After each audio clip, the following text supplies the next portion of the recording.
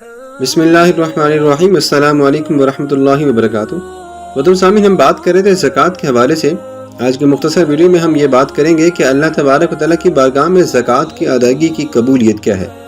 یعنی اگر ہم دنیا میں مال ادا کریں گے، زکوٰۃ کا مال غربا مساکین میں بانٹیں گے، تو ہمیں یہ کیسے معلوم ہوگا کہ وہ زکوٰۃ اللہ تبارک و تعالیٰ کی بارگاہ میں قبول ہو چکا ہے؟ تو اس کے لیے کچھ باتوں پہ عمل کرنا ضروری ہے اور توجہ کیجیے گا۔ سب سے پہلی بات یہ ہے کہ زکوٰۃ سے متعلق علم حاصل کیا جائے، شریعت کے مطابق زکوٰۃ کی ادائیگی کی جائے۔ صرف انہی لوگوں کو زکوٰۃ دی جائے جو کہ شریعت کی نگاہوں میں مستحق ہوں۔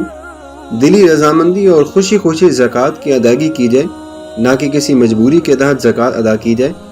اخلاص کے ساتھ صرف اللہ تبارک و تعالیٰ کی رضا کے لیے زکوٰۃ کی ادائیگی کی جائے، اور ہر قسم کے نام و نمود یا ہر قسم کی نمائش، ریاکاری اور اس قسم کے جذبے سے بالکل اجتناب کیا جائے، اور زکوٰۃ دے کر احسان بالکل نہ جتلایا جائے۔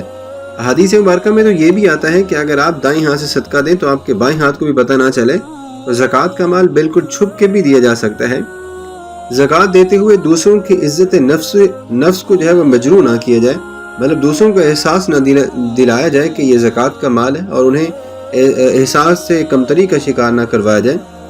ان تمام صورتوں میں اگر آپ اس پر عمل کرتے ہیں تو یقین جانیے کہ آپ کا مال جو کہ زکوٰۃ کا ہے، اگر آپ ان شرائط پر عمل کرتے ہوئے زکوٰۃ کا مال دیتی ہیں تو اللہ تبارک و تعالیٰ کی بارگاہ میں وہ ضرور قبول ہوگا۔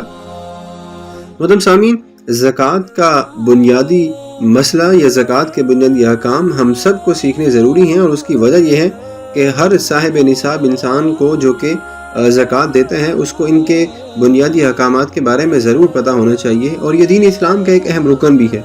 تو جب تک ہمیں دین اسلام کے اہم ارکان کے بارے میں پتہ نہیں ہوگا، ہم اس کو کیسے صحیح طریقے سے ادا کر سکتے ہیں؟